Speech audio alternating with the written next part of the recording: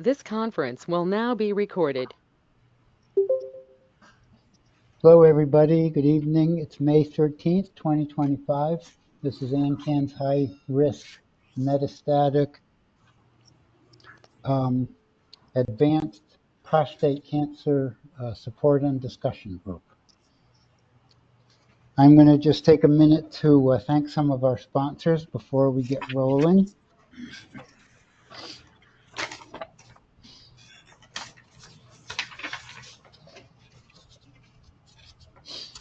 Bayer, Johnson & Johnson, Myriad Genetics, Telix, Blue Earth Diagnostics, and Novartis. And Foundation Medicine. Oh, we're back on the list, huh? Yeah. Thanks to Rick, I'm sure. And well, not Foundation really. They're giving us less and less each year, and we told them they can only be sponsoring certain groups, and they chose to sponsor the prostate cancer stuff. So, Oh, isn't that interesting? Huh. yes, which is fine. I would also like to add that Dr. John is standing in for Ben, who wasn't feeling well today, which is why we have Dr. John present and ably moderating. We always love having John. So, for you new guys, oh, Jim, I saw your name pop back up again. Could you speak into your mic and so I can see if you're on, Jim Cavanaugh? Okay, still nothing. I don't know if you can hear us, but we can't hear you at this point or see you. Okay, for you new guys, this is a 2-hour meeting. For people, we focus mostly in this meeting on the technical aspects of having prostate cancer, making decisions about treatment, navigating treatment, talking about our doctors, learning about what to do and when, and sharing our pretty in-depth experience with each other to help us get through the journey. We usually start by introducing new members and taking a brief history. And both of our new guys have okayed that. So can I start with you, Frank? Mm-hmm. Yes. How old are you, Frank? I'm 72. Okay, and you live in Pennsylvania. What part of Pennsylvania? I live in Ephrata. Where's that? East, west? Lancaster County, where the Amish people live. Okay. Sometimes it's good for us to know because if we ever have to try to help you find a doctor. Mm-hmm. When did you get diagnosed, Frank? In the past couple months. How come? How did it come about?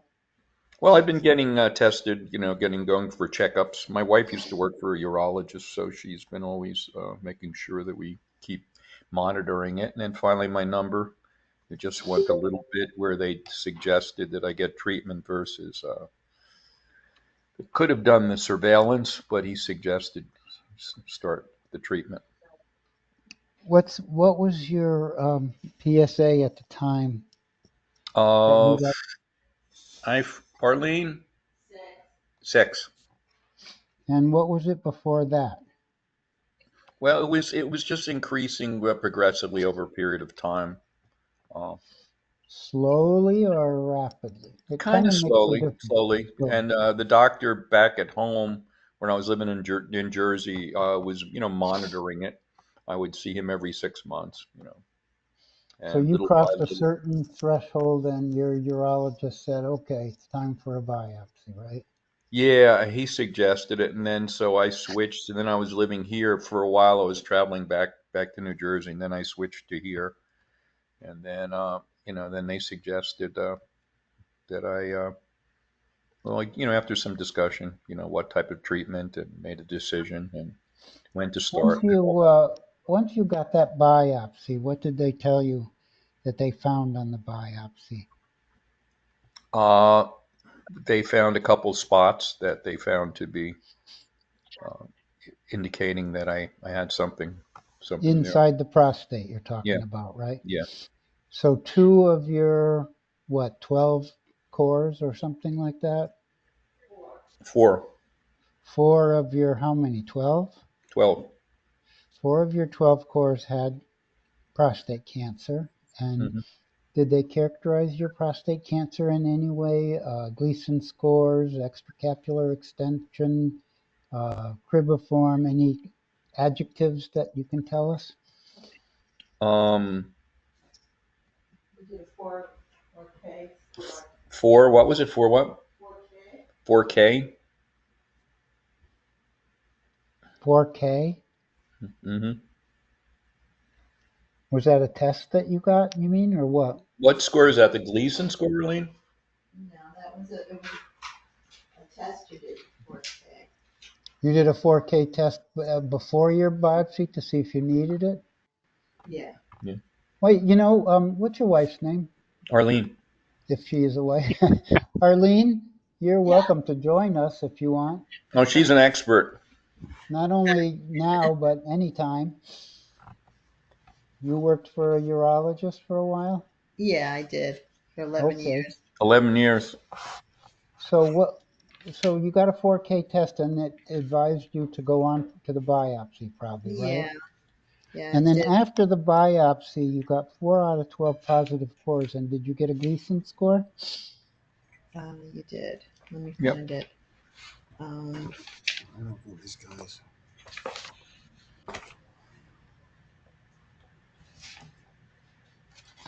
Find it. I don't know. It's in here somewhere.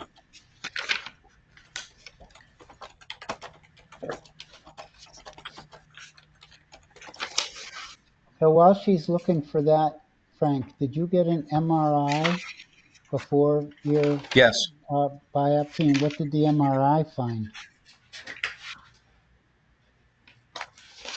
The MR just found that I was that I had cancer, and I've started the treatment recently.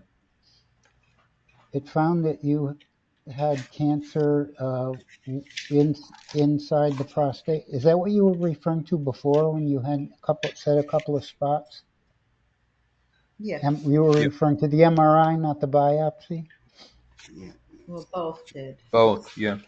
MRI, it showed a 10 millimeter area of T2, hypointensity, and moderately restricted diffusion in the left interior mid-gland measuring 10 millimeters.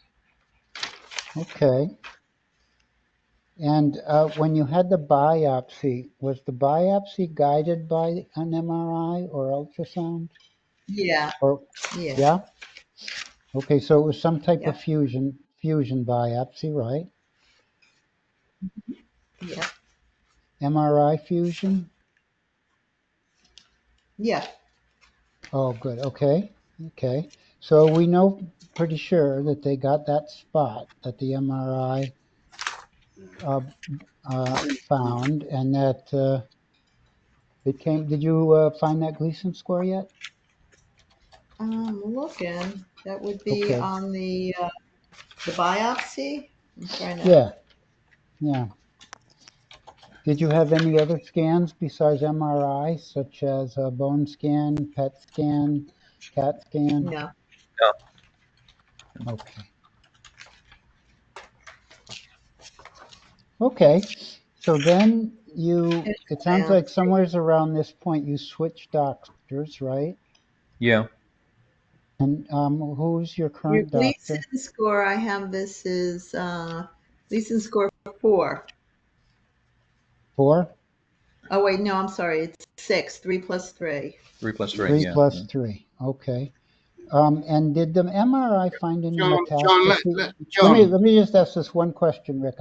I just want to see if the MRI found any positive nodes, because that might help you make your Well, decision. I think this gentleman's in the wrong group. I do too. I've had this feeling from the beginning. Yes. What made you come to sign on this group, Mr. Singerland? Well, your friend Steve had suggested you go through this support group, and Right. his friend Steve, and then he's just been getting these emails to. Okay. So, So what? what's Steve's last name? Shanko. Ah, yes, I remember him from a long time ago. So we have four different support groups, soon to be five different support groups, Oh, and they're all for different levels of disease. Okay. Now, this is the high risk recurrent advanced group. I don't think you belong in this group. No, I don't think so either. no, I don't think so. And frankly, if you're 3+3 and that was the highest you got, we don't think you should be getting treatment at all. And we would be saying to you, why are you doing treatment? So you might want to come back tomorrow to the active surveillance group because you're a good candidate for active surveillance. And a lot of times, with the greatest of respect to Arlene and her employers, urologists push you into treatment when you don't need it. And I am No, very he's on his concerned. third treatment of Cyberknife. So there's 5 treatments he gets. I have 2 more to go. Yeah, and you're a 3+3? Well, they felt there was 3 that would have been okay for surveillance, but there was one spot that wasn't, Yeah. and that might have been. Well, that meeting, the meeting for you was actually last night, but you're welcome to come to the active surveillance group tomorrow night, and we can talk about that. But if you've completed 3 treatments out of 5 for SBRT, it's probably too late to turn around. But Yeah, I'm already yeah, yeah, more than halfway. yeah. I would suggest +4. There is one 3 3 plus 4, yeah. 4. right, but we have a lot of gents with 3+4 who are not getting treatment, and that's the group for tomorrow night. And those group guys talk to us and decide whether they should go forward, and they don't. And then when they do decide to go forward, they come to the low intermediate group, which met last night, and we help them decide on the treatment. What I will do, Frank, is you're already signed up to our you're getting reminders from us? Yeah. Yes. Okay, I will go in and adjust those reminders so that you just get for the low intermediate group. The next meeting for that group will be on the 26th. I know it's Memorial Day, but we will be meeting. And that will be the group where you are best comfortable. This group, you're very welcome to stay, you and Arlene, but we are talking about high-risk men and men with more advanced recurrent and advanced disease. Okay. Okay. Okay? Well, thank you. Thank you for helping me to find my place. You're welcome. Okay. And I'm sure Sometimes it takes one or two. And if you have any issues or any side effect issues, you can talk in that group. If you want to talk to the active surveillance men, they meet here at 8 o'clock Eastern tomorrow night. Okay. Okay, nice to meet All you right. both. Well, thank you very much. And thanks for your Alan, time. you see Leave what now. the procedure is now, okay? Tell me if we should say your name Alan or Alain. Alan is fine. I speak French and English. The French version is a bit difficult to handle. So Alan is fine. No, That was a good accent for 2 seconds. Monsieur Alain, c'est pas vrai. Ah, Alain, you speak Alain, French. ça fait bien, là. Ouais. Mais je pense que nous pouvons parler en anglais aujourd'hui. Yeah, sure. How old are you, Alan? I'm 65. Where do you live? I live in Calgary in Alberta, Canada. That is where my wife is from. Ah, nice. And tell us when you got diagnosed.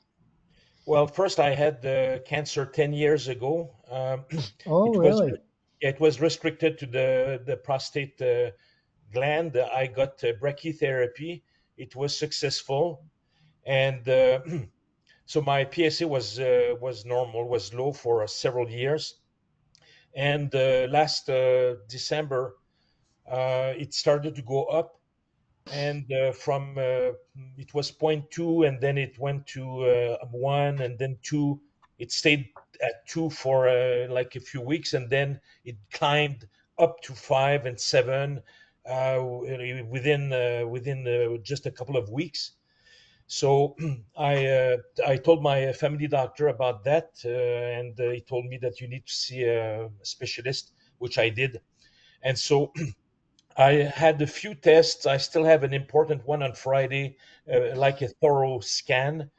I know that I have cancer. It's back. I'm among those, the 30% who have a recurrent cancer, and I know that it is in the prostate, or what remains of it, but it is also already in some lymphs, and um, How do we know that it's in some lymph?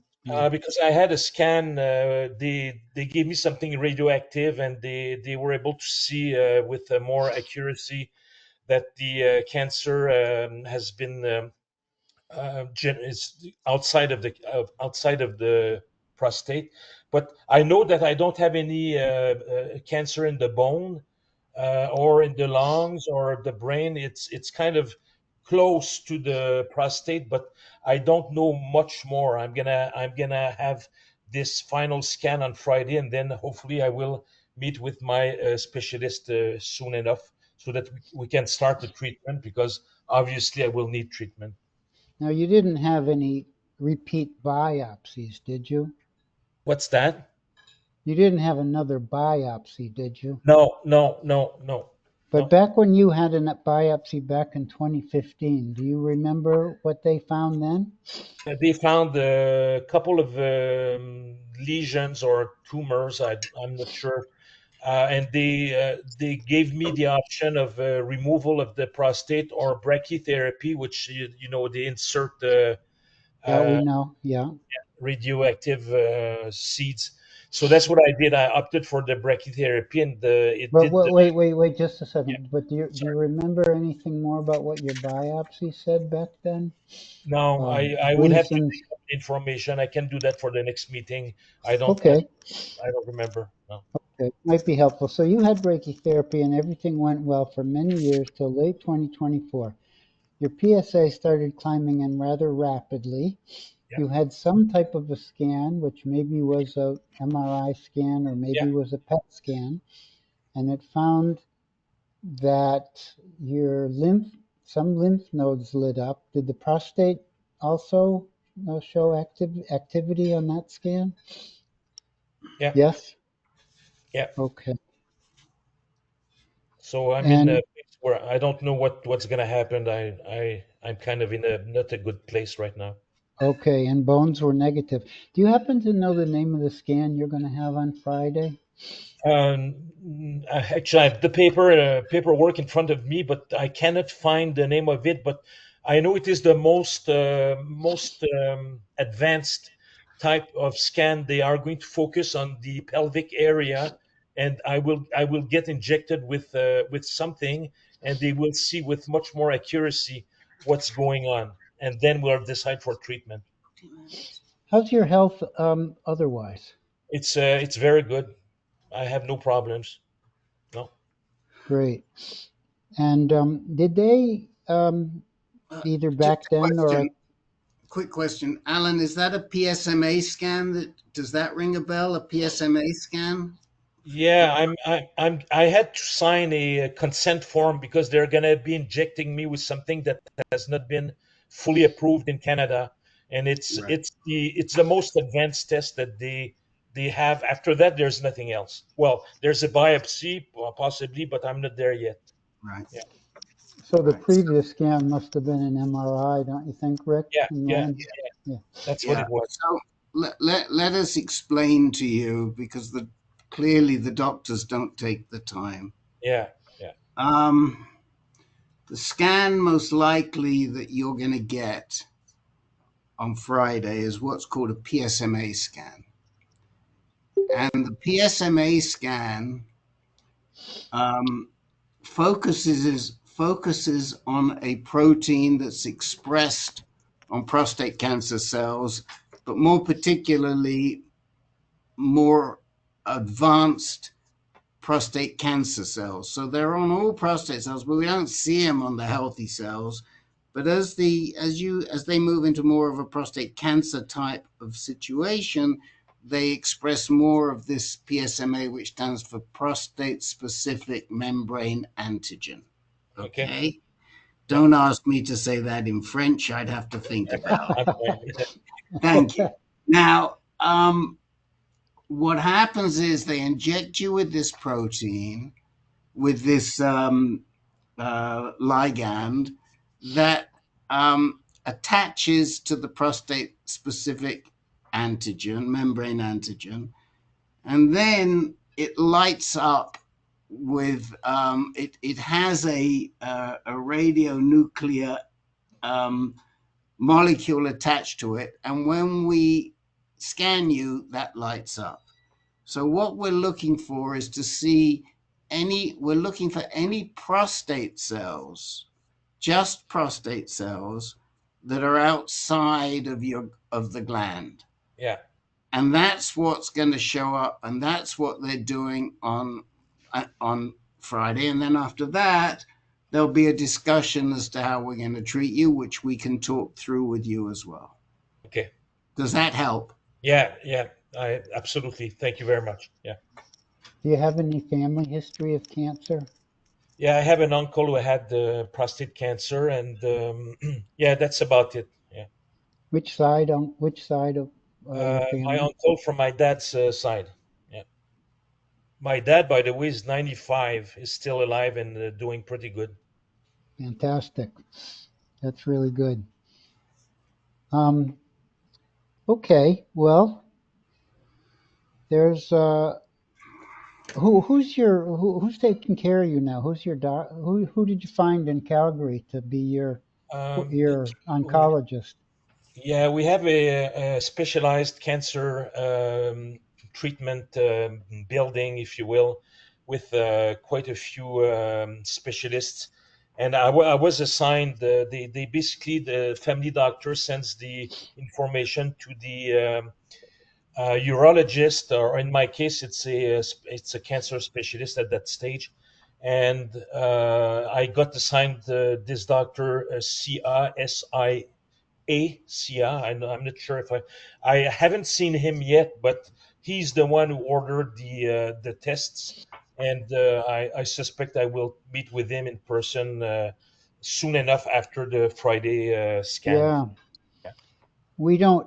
I don't know if there's a prostate cancer specialist oncologist in Calgary or not. But in the meantime, Dr. Sia might be a urologist, might be a regular cancer doctor, might even be a radiation. He's a radiation doctor. He's a radiation doctor. Yeah. Okay. Yeah. Yeah. So you can tell from Dr. Sia's specialty that somebody has radiation as a possible treatment in mind for you, which Also makes hormone sense. therapy. Hormone therapy. Hormone therapy, Yeah. plus or minus radiation, maybe both, right? Yeah. Yeah. Okay.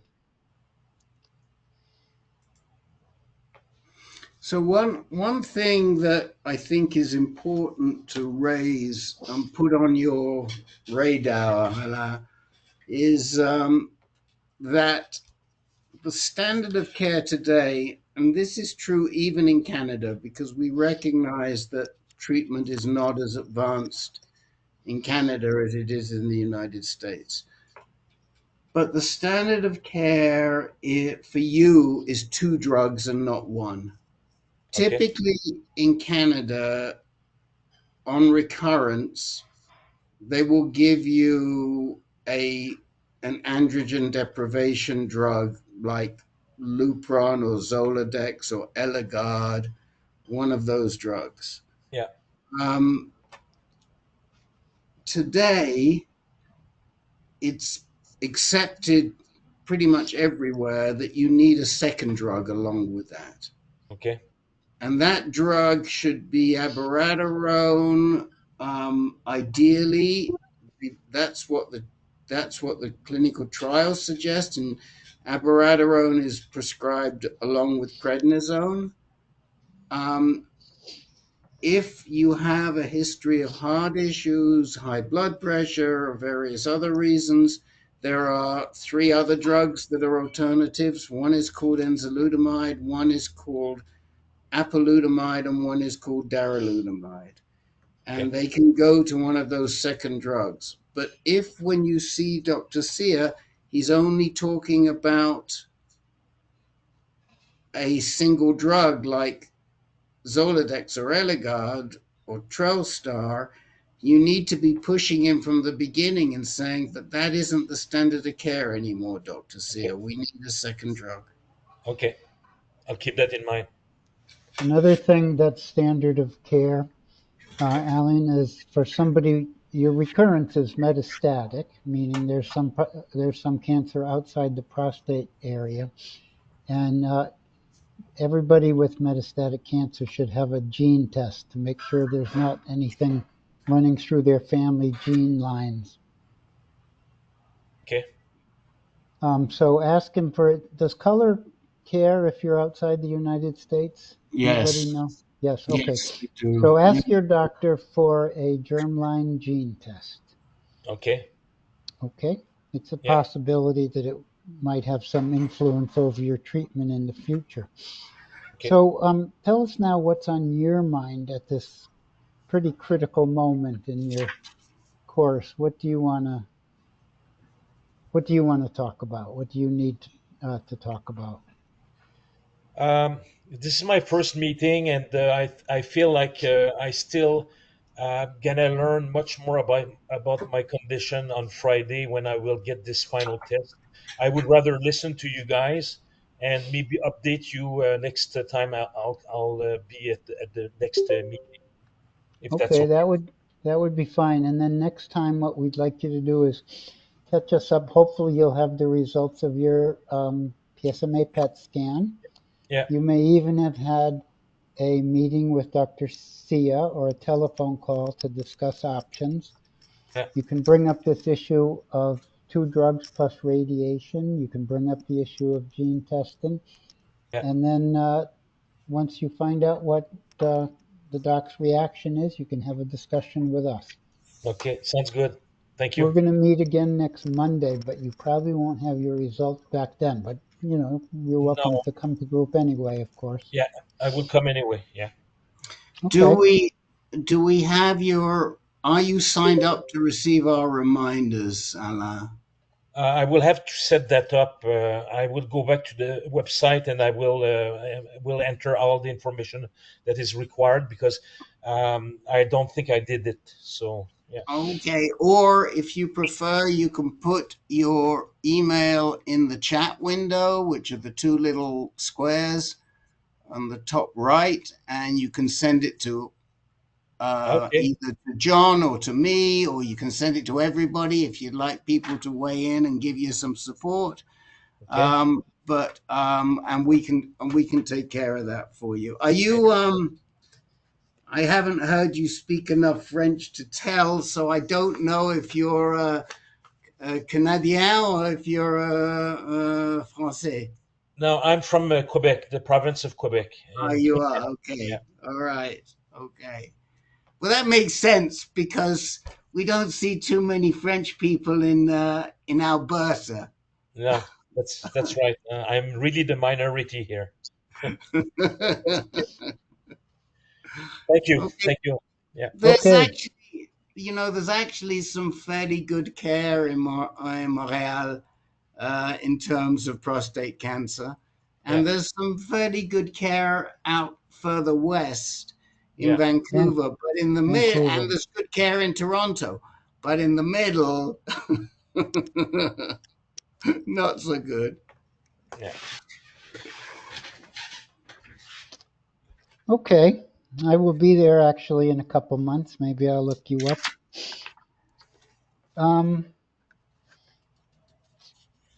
Okay. Didn't I have three new guys? Who else? Yes, we had Jim Kavanaugh, and we don't know Oh, if he can.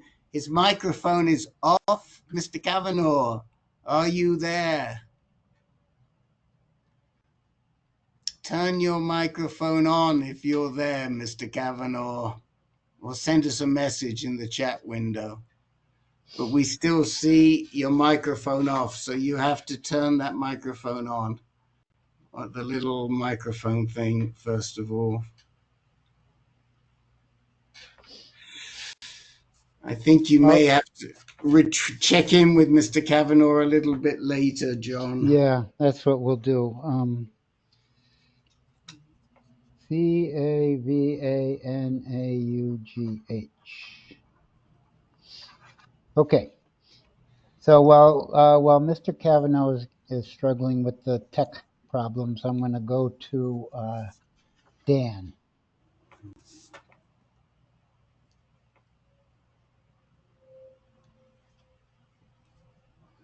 Dan, Alexandria Dan.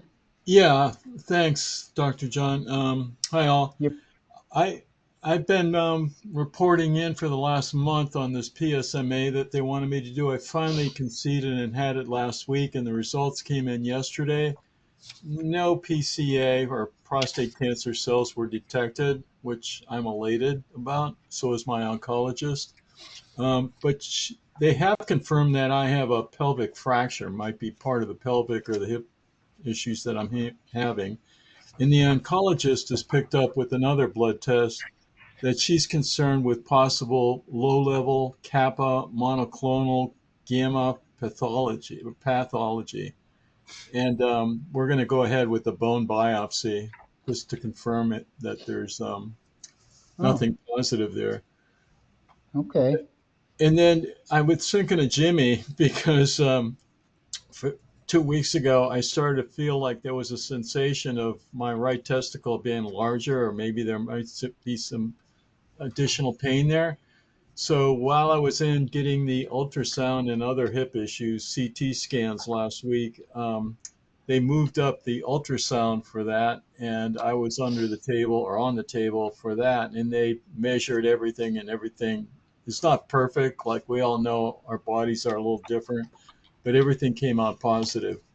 So I'm happy to report that my recent PSMA is no detection of prostate cancer cells, and I'm moving on to a bone density or bone biopsy for possible other cancer cells, not prostate cancer cells. And that was in the pelvis, you said? Correct. Okay. They also detected, I have a bladder issue and a pain at the bottom. So they think it's a distended bladder, but they've seen it in other cases or other scans that I've had. So my current doctor has me on other medication to address that. And obviously, this is a complicated or complex issue I'm having in my whole pelvic area. So I'm Yeah. trying to sort out problem by problem. And luckily, the PSMA indicates that with the PSA undetectable, it's not going to pick up any prostate cancer cells. So What's your that's current PSA? Is it still 0.01? correct, 0.01. Okay. I Is have nothing it, else to report. So thanks does all for the making. does the thing that they found in your pelvis correspond anatomically to that finding on your MRI scan? Correct. They're Oh, verifying okay. it. Yeah. Okay. Okay. Well, that PET scan was a long time coming, but I'm glad we got it. Um, and we'll see what's to follow then. Exactly. Thanks for your Anybody support. else have any comments or thoughts for Dan? Yeah, John, I'd like to ask Dan, did you have any problem getting the insurance to cover the PSMA PET scan with a PSA of 0.01? No, because it was required. The radiologist said that they will not do the bone biopsy without doing the PSMA. So I realized that the radiologist was forcing the hand. I'm in Kaiser, obviously, and the Kaiser radiologist was forcing the hand. He wanted it done, so I had to concede. And actually, normally Kaiser charges you twice, once for the injection and then for the scan. This time they only charged me once, so I was quite willing to pay that. It wasn't a huge amount because it was under insurance. So, We're wait, I'm a always, little confused. It sounds like they didn't cover it and you had to pay. No, No. they did cover. It's just a co-payment. It's What a was the copay? Okay. I think, So let me explain that. So are you familiar with Kaiser, Len, with the managed Really? care at Kaiser? Okay. So you basically you pay your monthly, and then you pay a series of co-pays are the only additional payments that you pay according to whatever the procedure is. However, it's very difficult that the procedures and the drugs and the protocols are all managed very closely. So when we're dealing with Kaiser patients, it's not easy for us to get them. So there was no issue in insurance paying for it. It was whether Kaiser would approve a PSMA scan or not approve a PSMA scan. And if they did approve a PSMA scan, that usually comes with a copay. But what Dan's saying is, in his case, they waived the copay because it was part of another treatment that they were going to do. But it's a total managed care system. right. Okay, thank you. that's a very good outcome. Anybody else? Uh, Okay, and Gary has a question. yeah, well, uh, my memory isn't that great. Somebody was talking about a pain in his testicle. Yes, I was. Okay. Um, I is there any chance you had some type of hernia? Negative. Okay.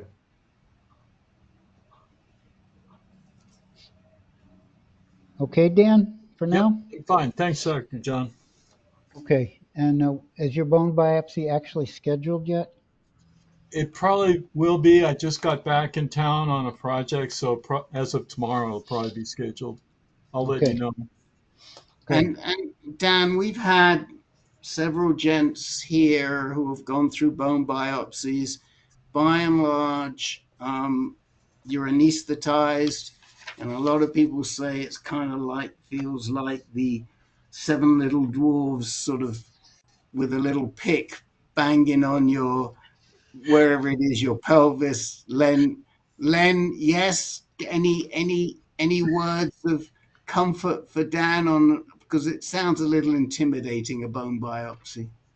Yeah, I had it done at the NIH, and I guess they do some sort of local anesthesia for everybody. And they say if it gets a little intense, we can run some fentanyl, and you won't feel anything. But I kept consciousness throughout the whole thing. But I did get a little, um, let's say, some anxiety when they were banging away so hard to get through the bone that my whole body was shaking. So I was like, I don't know what's going to happen, but I don't think I want to be here when it happens. So give me some drugs. But and, there was no after effects. Len, where was the bone dense or bone biopsy that they were doing? On your leg or on your pelvis or? Pelvic bone, yeah, the iliac. Yeah, right. Yeah, Thank you. sure. So That wasn't supposed to happen. He was supposed to say, "Oh, it was a nothing at all." I wasn't expecting him to. So, but you'll be Well, fine. in the end, Fine. it yeah, wasn't you're nothing. fine. You're fine. You get through it. So You're should I bring an extra pillow or 3 or 4 pillows? fine. Good idea. Thank you. Okay, Steve.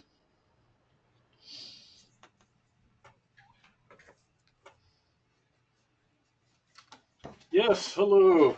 Oh, Well, today I finished 25 days of radiation, total of 45 grays, and now I'm going to have a cyber knife boost to complete the treatment. And a little bit of nausea through the treatments, but not too bad. It got a little worse every week. Um, but yeah, done with it now and happy with it.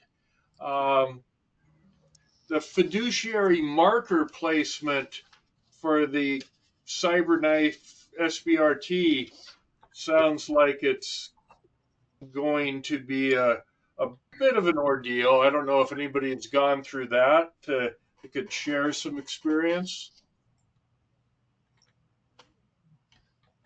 go right ahead. It was not the funnest day I've ever had, Steve. So just like Len reported, be prepared, but keep your composure. You'll get through it. Okay.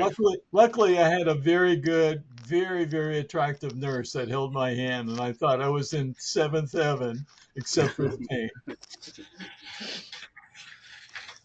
Yeah, Steve, you had a couple of spots to radiate, didn't you? Yeah. They did the prostate itself, Yeah. uh, in the surrounding area, and then a couple of lymph nodes that were Okay. showing. Okay. My previous bone metastasis had all cleared, and so it was all fairly localized for the radiation treatment. Um, Sort of wish they'd been able to do this 3 years ago, but Yeah. because to a great extent, they seem to be hitting everything in in a fairly significant dose. Um, so yeah, I Okay. And you're still on your regular ADT, right? correct. Still on Lupron and abiraterone, and earlier this year I had the Provenge series of treatments too. Right after I was designated castration resistant. Okay. So I'm curious. That was before you got to meet with Dr. Fong, was it not? Yeah, the Provenge was before I met Dr. Fong. Completely done with it. Um, Okay, yeah, go he ahead. was. He reviewed the radiation treatment before it started, and thought it was a very good plan, and approved it. So And everybody was I'm everybody was curious. on the same page. Did Dr. Fong say anything to you about the Provenge treatment?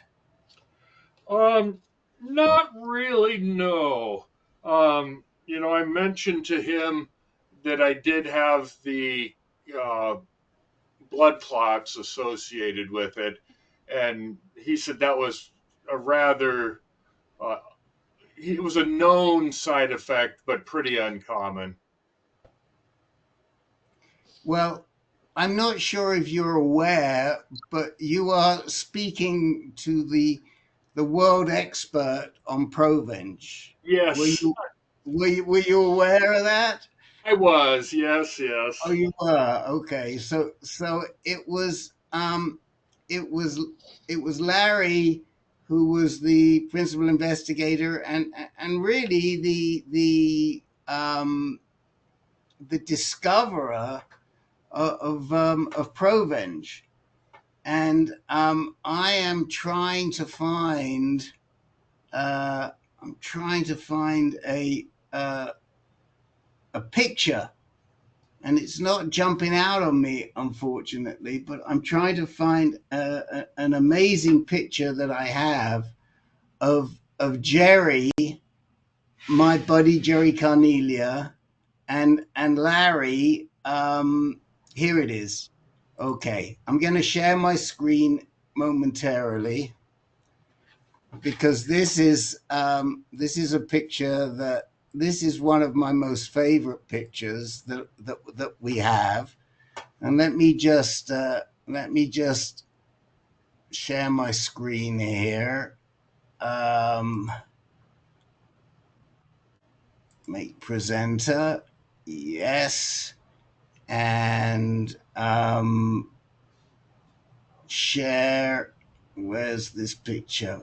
Where's this picture? Where's this picture? Hold on a second. This is.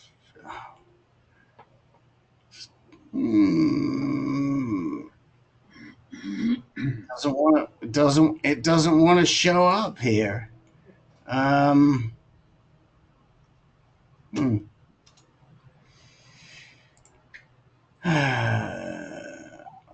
so sorry, guys. I thought, oh, I'm going to do this really, really quickly, and let me see. Schedule jazz. Sure you're listed as a presenter, Rick? Oh yeah, I see. It's got that little screen on there, right? Yeah. I'm listed as a presenter, and it's not giving me the option to. It's not showing this picture, which is ridiculous. So I don't know. Well, come back to me after the next man, because I don't want to spoil the oh, hold on a minute. Got it. Okay, I was in the wrong. Here we go. Okay. There. Can everybody see that? Oh yeah, I remember that picture. There you go. It's worth waiting for. I'm sorry to hold you up. So here's the story. So Jerry Carnelia, who I love dearly, and we lost him in 2016, I think, was a Larry Fong patient. And the very last session of his Provenge was on Halloween. And he lived in Emeryville, which was on the east side of the Bay Bridge. And he drove in his truck in his Superman costume because he just finished getting Provenge. And he went into the appointment with his Superman costume on. And there he is with the inventor of Provenge, which is a Superman treatment. So I hope you enjoy that. And we remember Jerry very fondly, and we're very, very grateful to Dr. Fong, to Larry Fong. So there you go. Anybody else have any comments or suggestions, or want to talk to Steve about his situation before I go on? But if it hasn't already been mentioned, it's best to get Provenge when your PSA is very low. The results are far superior. Well, I guess that ship has sailed for Steve, but for all the rest of us, let's keep that in mind. Oh, what is your PSA, Steve? Yeah. Right now, most recently 1.07, but when I had the Provenge, it was 0.4. So it had just started its way up. Well, that's not a bad PSA to get it at. Yeah. Okay. What Len is really saying is, if your PSA is already up in the 30s or 40s, it might be a little bit late. That you really want to get it sort of lower down. Yeah. Yeah. It's as soon as your PSA starts, as soon as you're castrate resistant, it's probably the good time to do it. Right. All right, I'm going to go on to Mr. Valens. Hi, Mark. Could you unmute yourself and let us know how you can update us? Well, it's good news. Yeah. I got another PSMA scan a week ago today, which was 5 weeks after my second Pluvicto. And what came back is significant improvement in innumerable osseous metastases, decreased in number, decreased in size, and decreased in tracer intensity since the prior exam. Ah, So it's all looking a lot better. And you are one of those people that's very sensitive to Pluvicto. That's fantastic. and then the SUV, what's it, standardized uptake value? LU, I think. So in the head and neck, it went from 32 down to 8. In the chest, it went from 57 down to 8. And another one, oh, in the adrenal glands, it went from 18 down to 4. So, That's great. yes. I still have pretty bad fatigue, but at least I just saw my local oncologist yesterday, and she showed me the scans from January and from last week, and it's a world of difference. Yeah. The other one in January, they're just these glowing spots all over my spine, all over my hip, on my ribs, and now it's like, oh, there's one spot. Oh, there's another spot, but it's not very bright. So, anyways, and I just got my third Pluvicto today, so I'm hopeful that I got an extension. That's good. Us moderators have seen these incredible before and after scans for a few years now, but it's just delightful to have one of our own have that kind of a response. Your PSA was never that high. Has it come down at all? Well, no, it was always undetectable. But my most recent one, I've been off of standing. What's the one I got after that? I've been off the second. Darolutamide. Yeah, I've been off of darolutamide. So my PSA is now up to 0.5.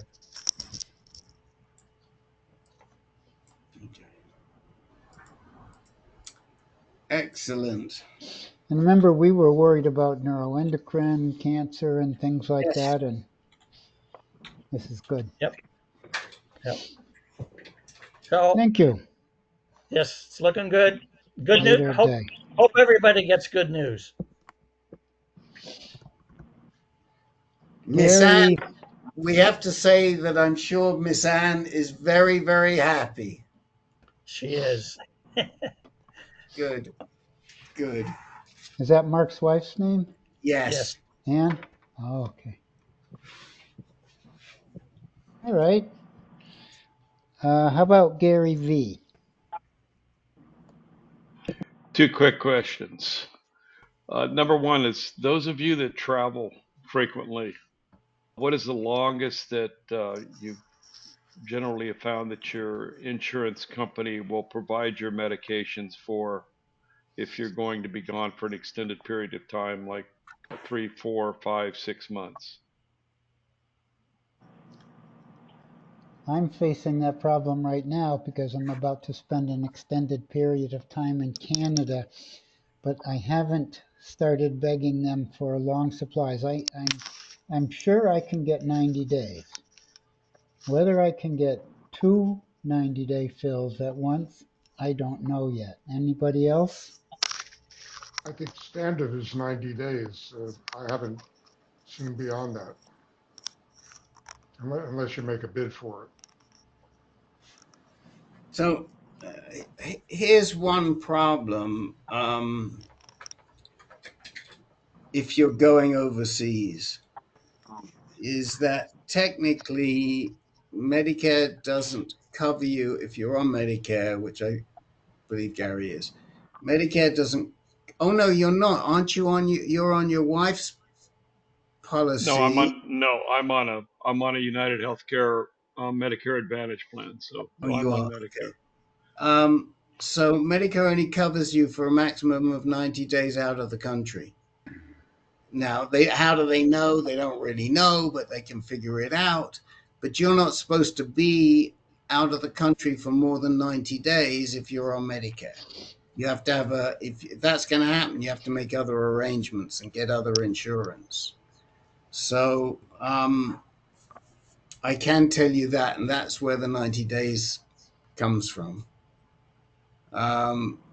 If you don't tell them and then you just ask for your meds to be refilled and you have somebody pick up your meds for you and send them to you, they don't know. But technically, that's the Medicare restriction. Okay, so the basic workaround is to have your medications shipped to somebody that can ship them to you. I don't want to say that to you. I just can tell you Okay. that you can figure it out, but you can also recognize that Medicare won't cover you for more than 90 days outside the country. I'm not Okay. sure. I think they'll cover you for more than 90 days inside the country, but I'm not even sure about that. I don't know if it's more than 90 days from your home, but it's certainly overseas. I know for certain it's 90 days. Okay. All right. And then second question, darolutamide. I know that there are people in this group. I don't know if they're in this particular group today, but have been on darolutamide as monotherapy. And my question is, those that are on darolutamide with monotherapy, did they have, prior to doing the monotherapy with darolutamide, did they have metastatic, uh, fairly widespread metastatic prostate cancer that was being controlled by darolutamide as well as ADT? Len, would you mind handling that? Okay. Well, I started darolutamide in 2019, where I had a few bone mets and lymph nodes.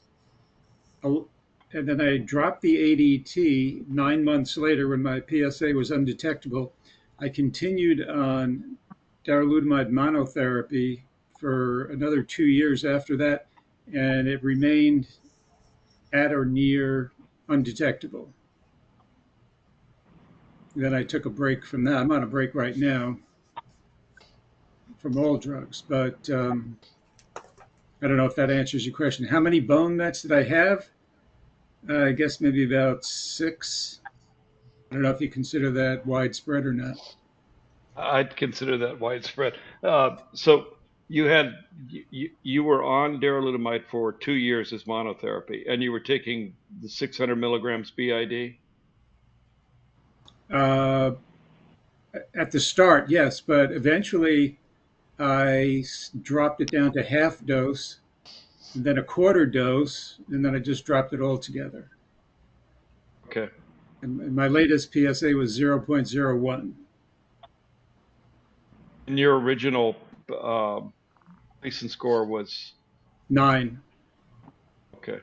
9. 4 plus All 5. right. Yeah. That's excellent news. Thank you. Had you made any progress on considering estradiol, Gary? Excuse me, would you repeat that? Weren't you thinking about estradiol? Yes, I am. Yes, particularly if we relocate out of country. Okay. Yeah, but I would prefer to do darolutamide as monotherapy. And based on some of the studies that I've read recently, the results tend to agree with what Lynn is just telling me.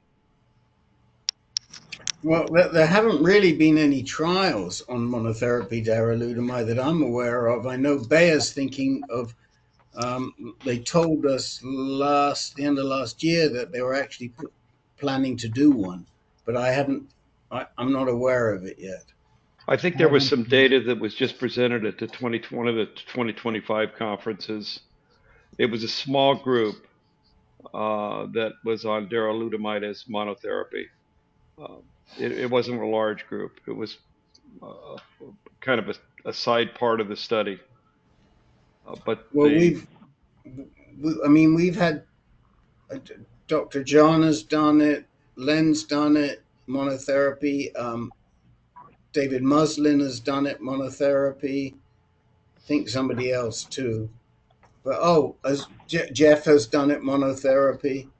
So we've had we've probably had more people in this group than anywhere else okay. Yeah, that's why I asked. That's exactly why I asked. Gary, Okay. if you do have a reference, you said you saw some study or subsection of a study. Yeah, With I'll look it back monodil. up and I'll try to get it off to you. I'll Yeah, try to. pass it on if you wish. Yeah. Okay. I'll have to research it again. I pulled it up the other day when I was doing it. I was doing a perplexity study or a perplexity search and on darolutamide and monotherapy, and I started looking at the information that was being provided by Perplexity, different studies, and that popped up. Anybody else? Comments about Gary or his questions?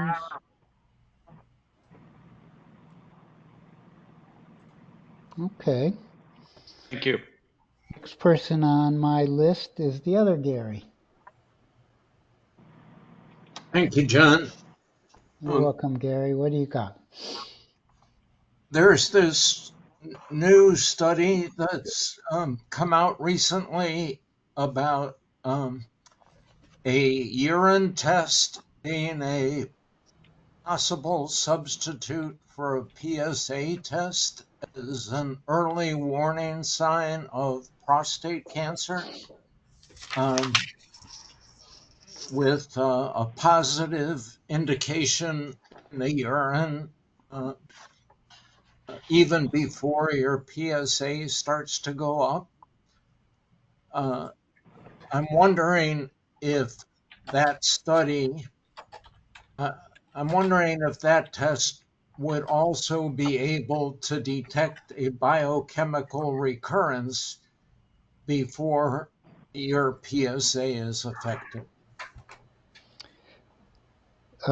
You're probably talking about ExoDX. I'm not sure. There's a very new one, John. There's something that was announced last week by the Brits. Yeah. That this is not ExoDX. This is in lieu of PSA, as opposed to trying to estimate the aggression. Right.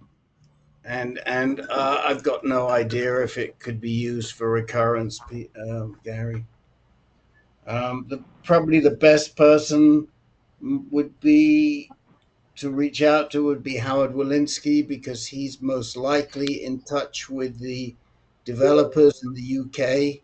He knows those people. So drop howard.walensky@gmail.com. You can drop him a line and ask him if he's in touch with the developers, to ask them, can this be used in a recurrent setting or not? And report back to us. Okay, thanks. Do you remember the name of the test? No, but if you go to the Active Surveiller, which is his website, I can put that link in. He featured it, I think, on Friday or Saturday, and it'll have the name of the test, and it has the name of the test in there. I'll get you. I'll put the website in there. It's a Substack. Website. Hold on a minute. Here it is. Copy, paste. Everyone. there you'll find it right at the top, Gary. Great. Thank you. That's it. Okay. John Maxwell. Hello, everybody. It is an honor to be here with all of you. Thank you. There may be some math involved this time. Yeah. So, That's all right. Len's here. No, Jim Marshall. Jim Marshall's here. Very good. Very good. Quick shout out to my buddy Don Rogers, my best mentor, right? Thank you. So, quick summary, Gleason 8 in late December. And I started on Orgovyx February 21st. My PSA was finasteride adjusted, we'll say 25. Okay. 24 days later, it was at 4.9. Okay. Mm-hmm. A total of 48 days later, it was 1.6. And a total of 70 days later, and that would be May 2nd, it was 1.09.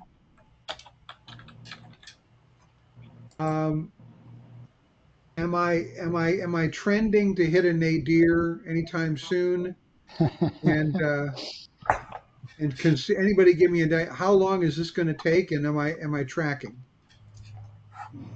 You're tracking beautifully. I don't know when you're going to hit your nadir. It's fast, typically, with Orgovyx, but 4 or 5 months sounds about right to me. Anybody else? I would really like to see it down pretty soon, John. It should, when you start these drugs, they should really be operating within 90 days. And if you haven't hit, there's a lot of evidence, and Len can, knowing my buddy Len, he's probably looking it up right now, but there is a lot of evidence that we want to see it undetectable within around 90 days. I don't think we're getting there. So yeah. So where are you in your treatment? Okay, I had a brachytherapy. Yep. On April 22nd. Yep. I am 8 sessions into my radiation therapy with 17 more to go. Will the radiation therapy affect the PSA at all? Yes, it will. And I mean, I'm trying to remember, in my case, it's a long time ago, but I started my hormone therapy about 6 weeks before I started treatment. I did my IMRT first, so I did it the other way around to you. And I think I was probably undetectable around 90 to 120 days. And how many days is it since you started your Well, last test, 70 days in, I was 1.09 down from 25. 70 days in, 1.09. Okay, so I mean, I'd like to see you. I think that we should be having this discussion maybe again after 90 days, and that'll be about the time that you finish, and let's see where you are then. And then the question is, should you be having I mean, I don't know what we can do. What drugs are you on? I'm on Orgovyx, abiraterone, and prednisone. Okay, so let's see where you are, and it can take 90 to 120 days to get you down to undetectable. Okay, so that's where I want to be, in the undetectable club. Yes, so sir. That's the club I want to be in. I was surprised recently to see an article that looked at falling PSAs after Orgovyx because I would have expected it to be quite rapid. And I will try to dig it up for you and discuss it with Rick because I think I saw 4 to 5 months. Okay, That's because why I'm I asking didn't that worry question, too I'm much. getting a lot of different answers. And so this is very helpful. Well, I think you're still falling.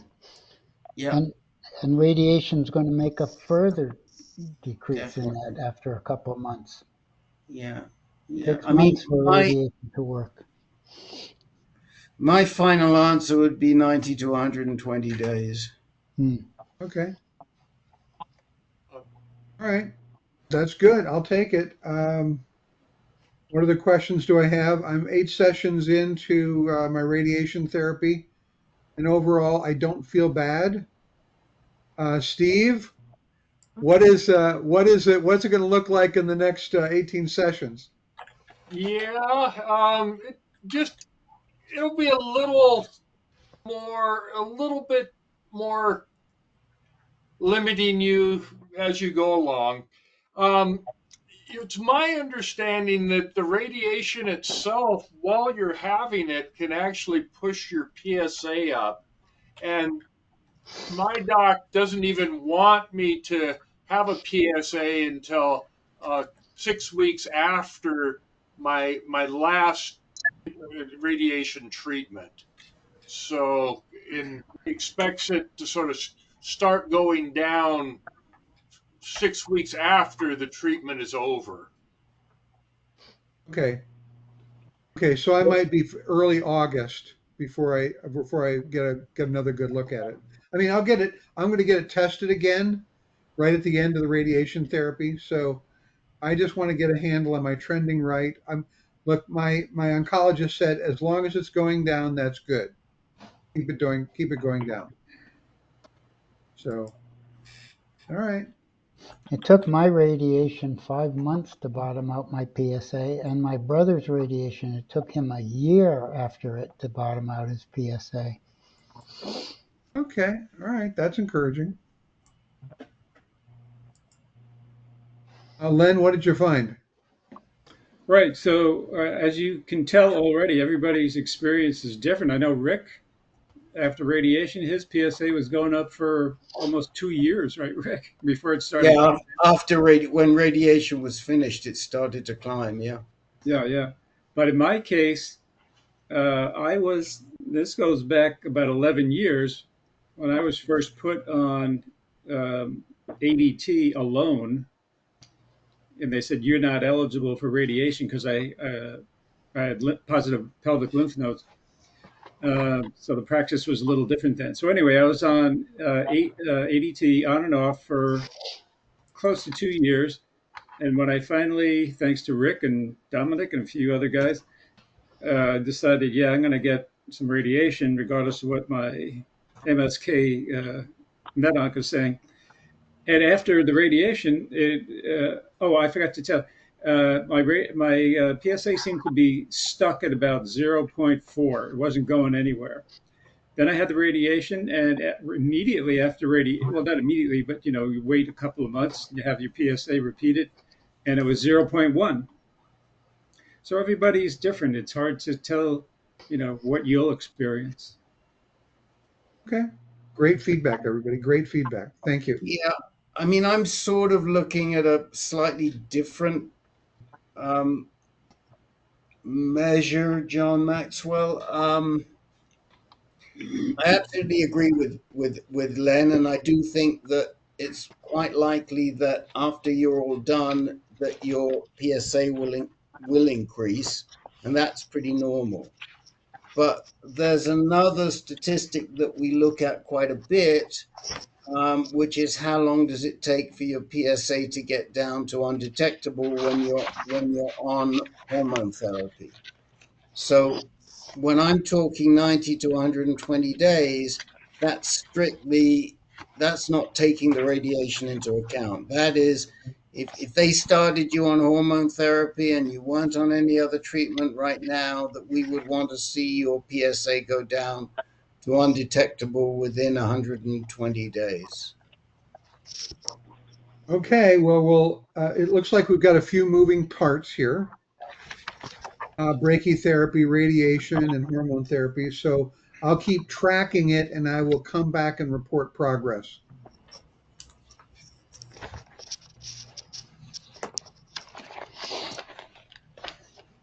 Julian.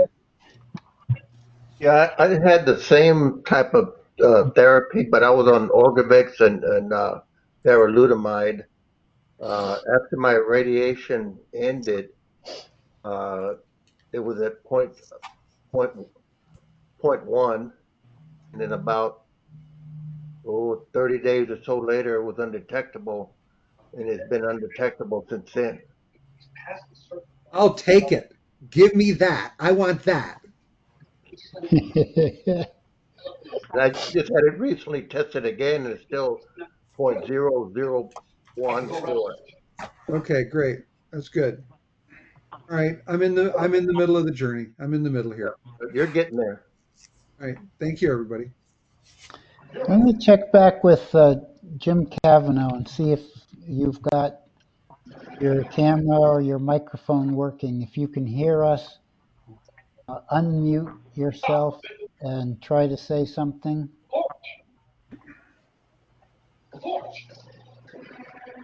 Okay.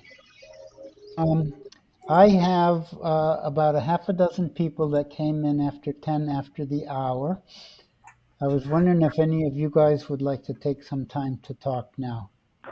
Bruce, Herb, Julian, Ed, Harry, this is Henry. Bruce.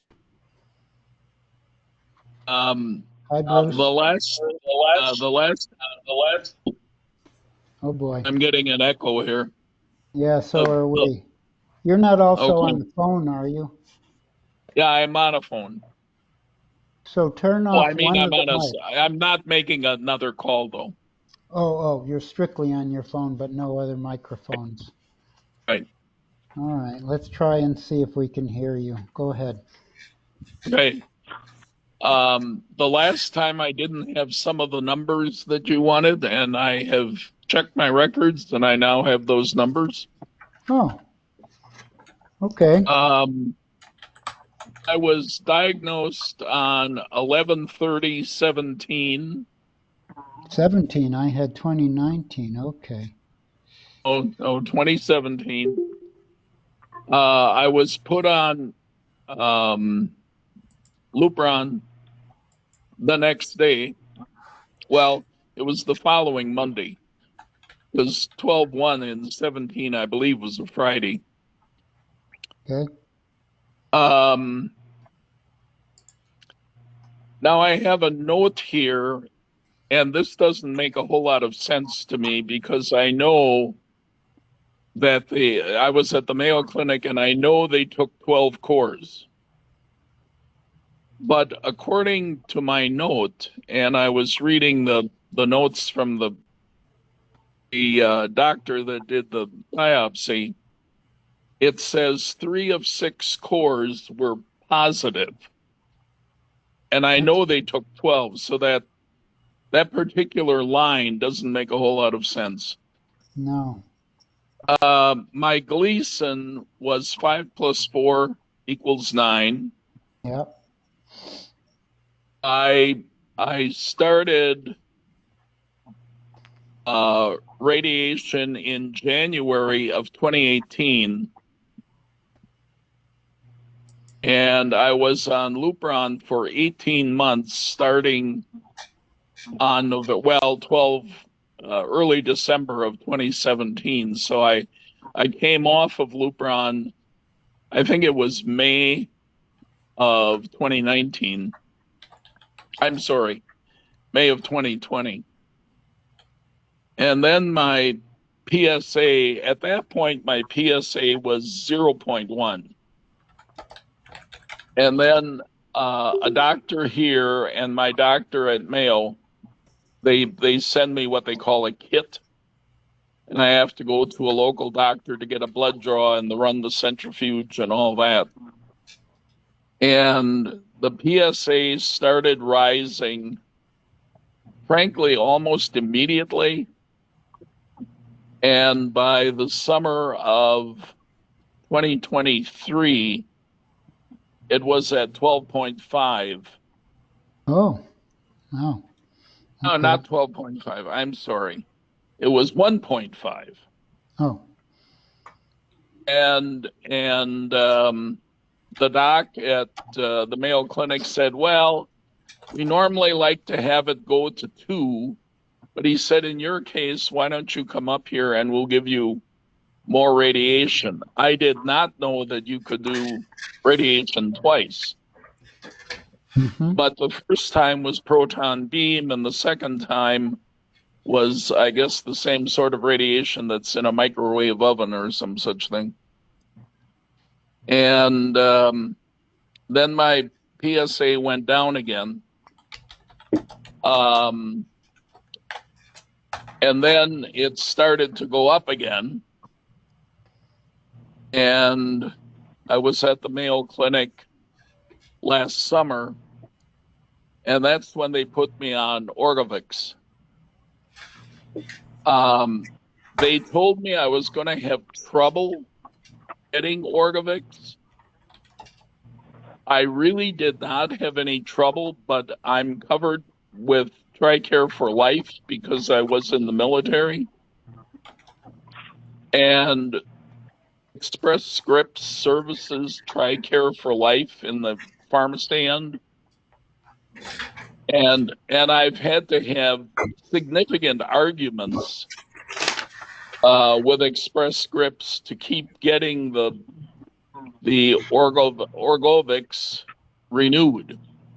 I get a 30-day supply, and when I'm running low, we reorder it, and then they sit on it for a while until they figure I'm ready for it. And then I've been on it now 4 months, and for the last 3 times, I've had to call them and argue with them about getting it renewed, even though the doctor at Mayo wrote a script to cover 90 days. yeah. They seem to sort of ignore that. They feel as though they feel as though they have to set a scheduled date for it to arrive. But Now it's this all maddening. happens. It's maddening, you know, because you have to, every month you're going to have to fight for your life here. Yeah. And every month they're going to give you a hard time. Yeah, that's exactly what's happening. Where do you live in Arizona? I'm sorry, I didn't hear that. You live in Arizona or where? No, I live in Wisconsin. Oh, Wisconsin. And the Mayo Clinic is a 4-hour drive for me, so it's not that bad. Oh, it sounds bad to me.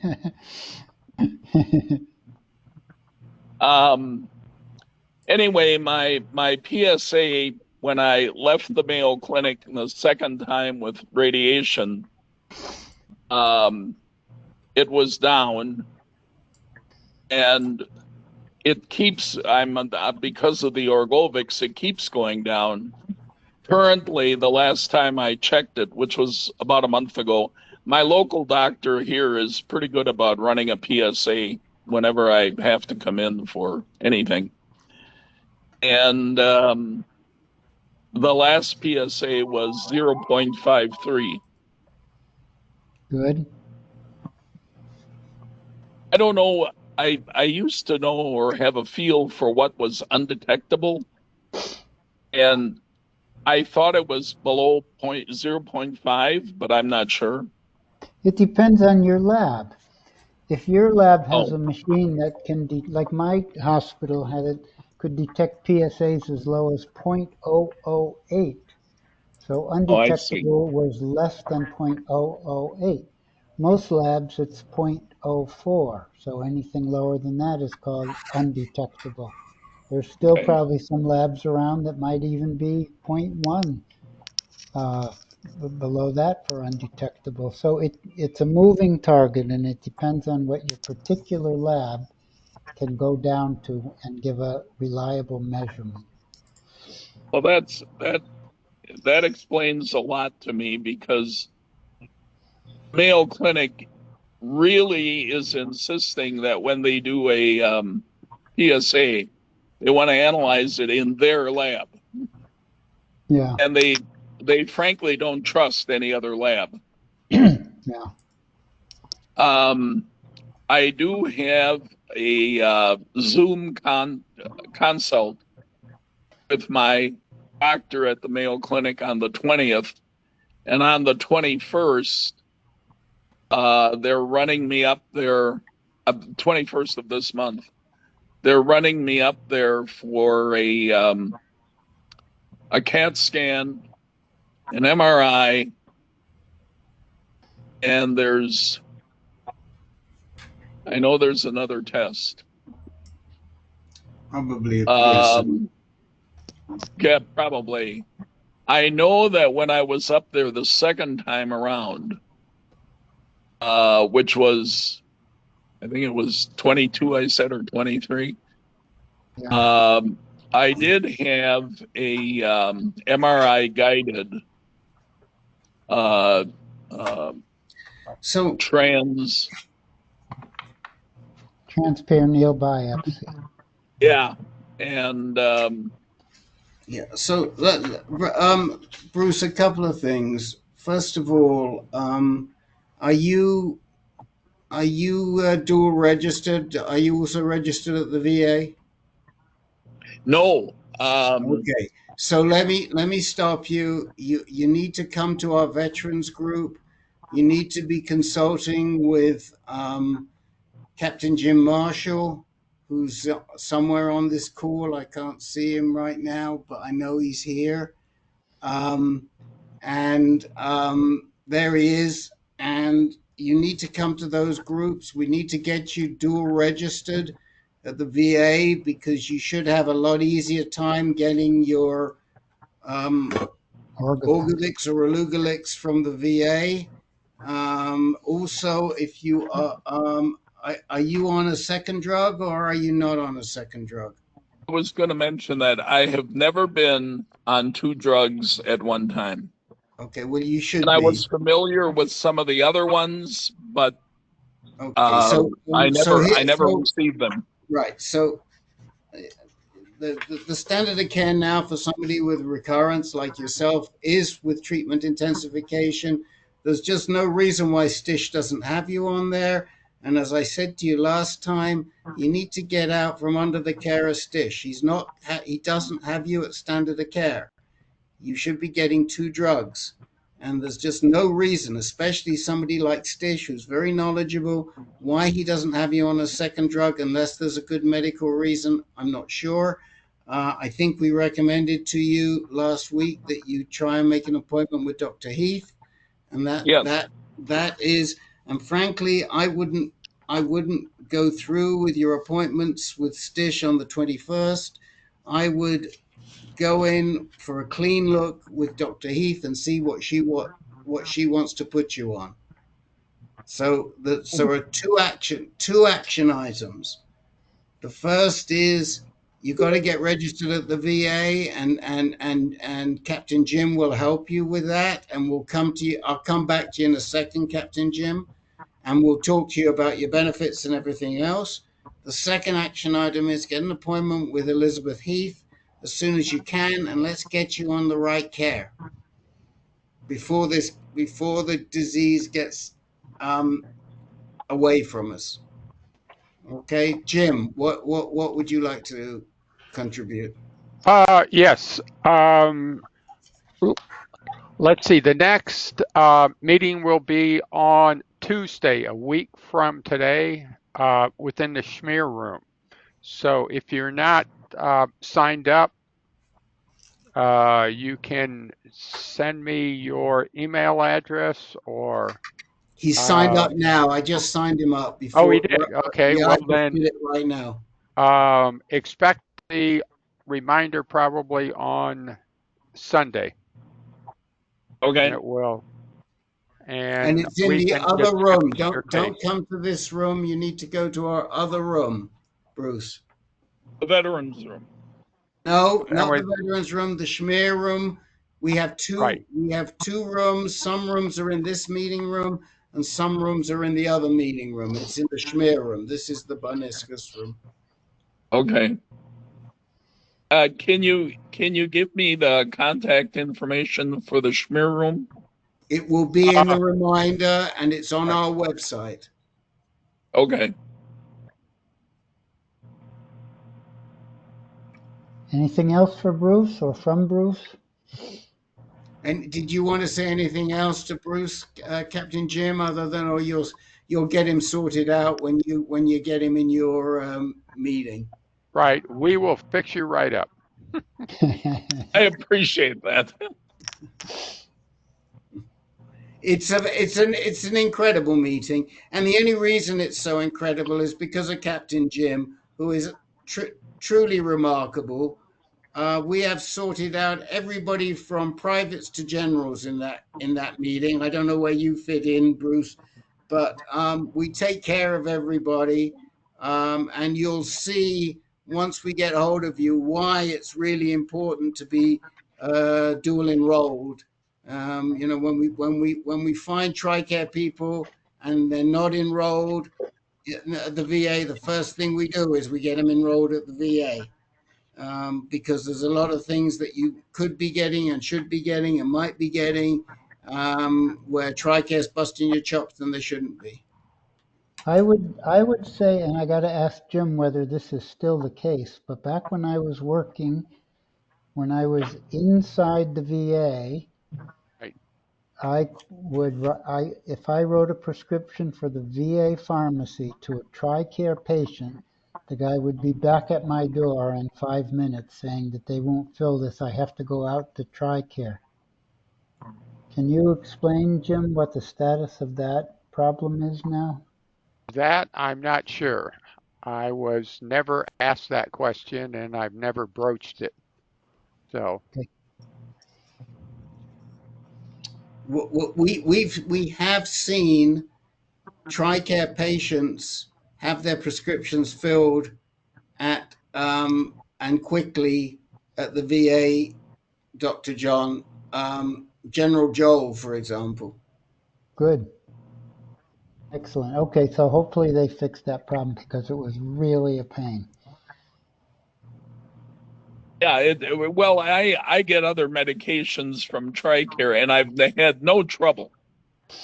But this Orgovyx, they call it a specialty med. I don't want to spend too long on this because there's still a couple of other people that I think we've just got to visit with. But your copay, we can lower your copay on your Tricare medications by getting them through the VA.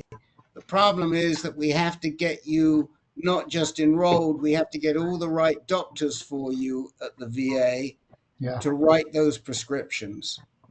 And then we will reduce your copay, and you only have to donate 10% to AnCan. Okay, of what you say. Thank you very much. That's a pleasure.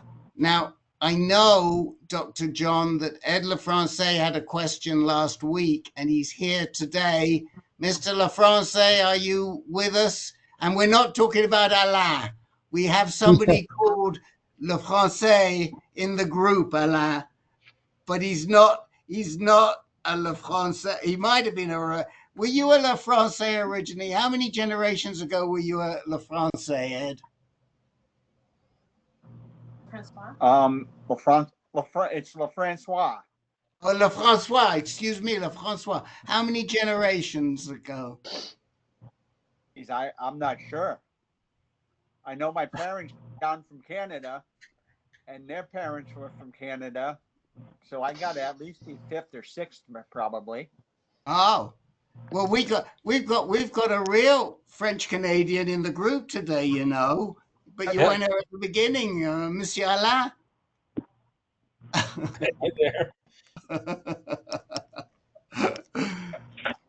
You had a question for me last week. tell us your question again.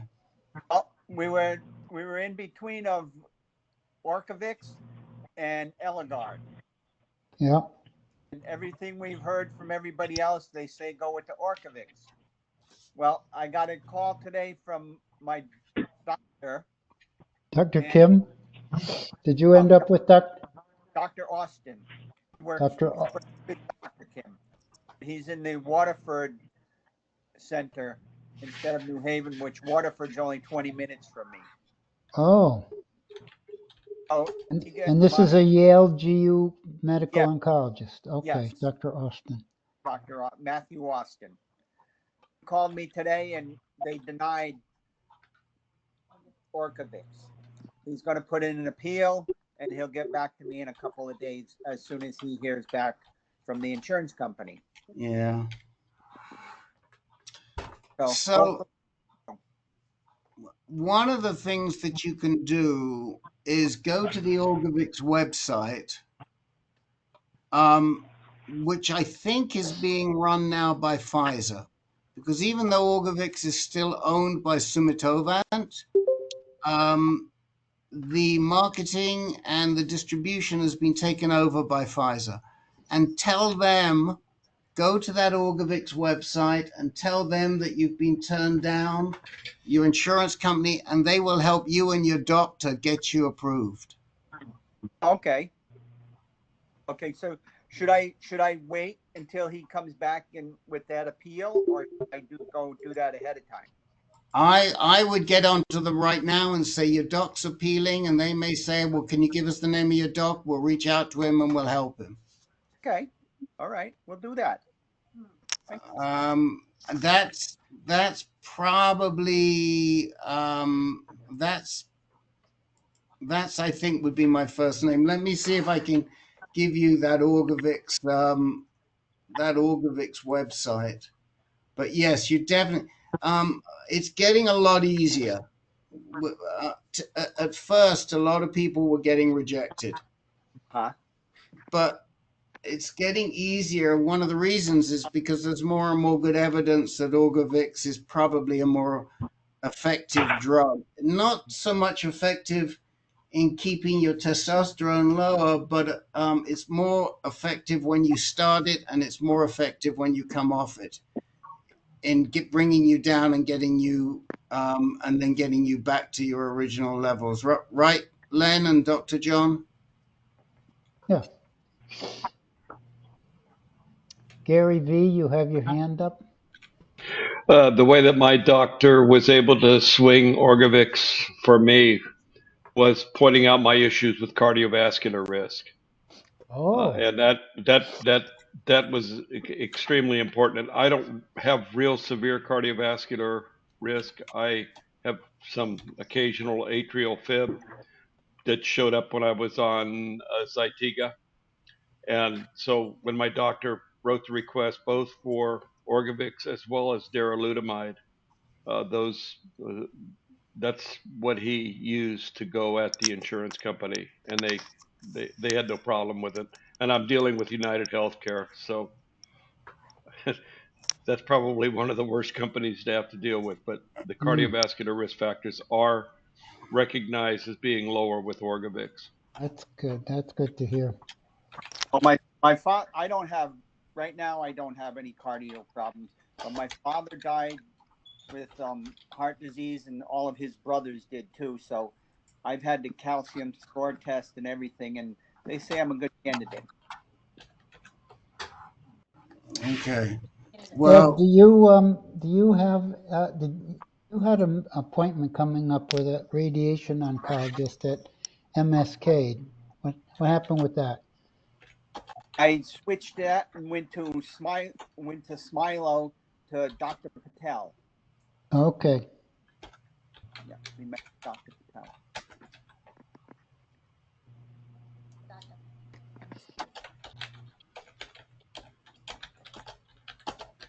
Okay. Was there anything else on your mind? Nope, that's it. Until I get the medication squared away, and then I'm sure the radiation comes after that, and then I'll probably have some questions about side effects and stuff.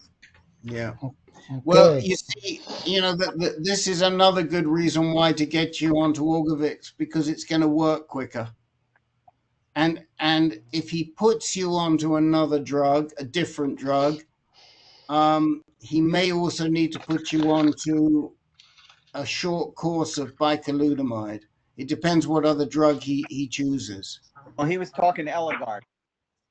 If he puts you on Eligard, you'll need to go on to 15 days of bicalutamide beforehand. And what does that do?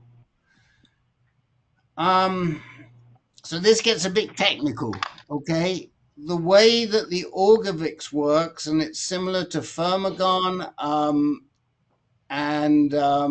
That's it. Yeah, that's it. It's similar to Firmagon, is that it turns your testosterone off immediately, okay?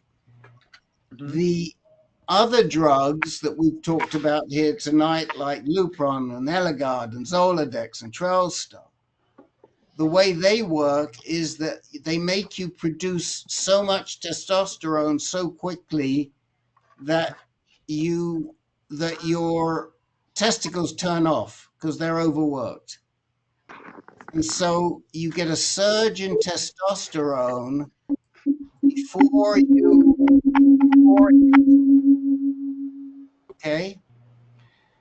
Now, during that surge, we want to protect you, because if you have any metastases that are out there that we don't know about and they suddenly get a whole bunch of testosterone, they could go crazy. And it occasionally happens, especially in the vertebrae. So we give you this drug called bicalutamide, which is sort of a buffer, which prevents your androgen receptors from absorbing the testosterone when we give you that first shot of Lupron. Uh-huh. Does that make sense? A little bit. Okay. And Jim Marshall wants to know, is that called the testosterone flare? And yes, it is the testosterone flare that is caused by these agonists.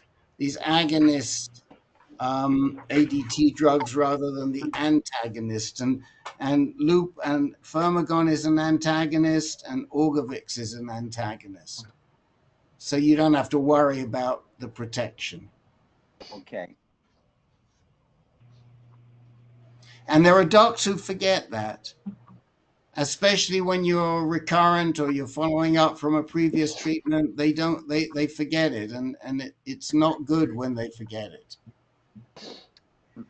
But I frankly, if it were me, I'd rather be on the Orgovyx or the Relugolix and or the Relugolix, and that's what you want to be on. So we got to do everything we can to get you onto that. And I think that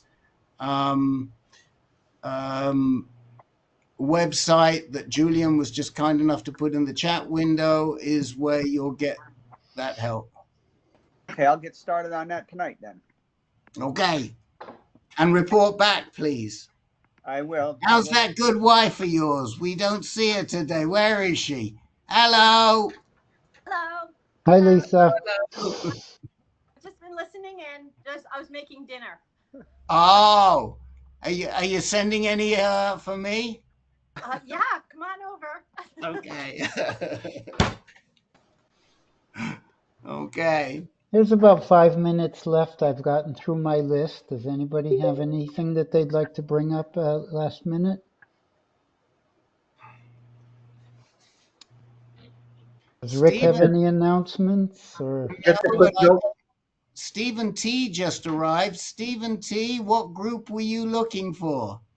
I'm looking for your group, the Advanced High Risk and Recurrent Cancer Group. Well, that started 2 hours ago. We're just closing out. Oh, darn. I got the time zones wrong. Yes. Are you signed up on our list? I am. Okay, well, Tuesday meetings are always at 6 o'clock Eastern. Sorry. Right. Okay, thank you. Have a good But night. come in on Monday, next Monday, when Len, give us a wave, please, Len, give us a wave.